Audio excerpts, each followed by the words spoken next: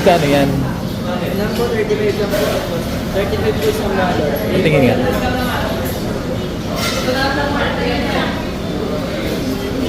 35 isang balot nito.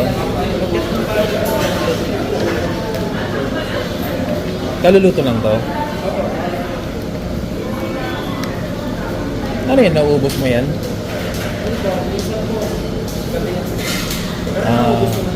That's good. At least nakakatinda ka ng ganyan, no? Sige, kuha lang ako muna ng isa. Okay lang.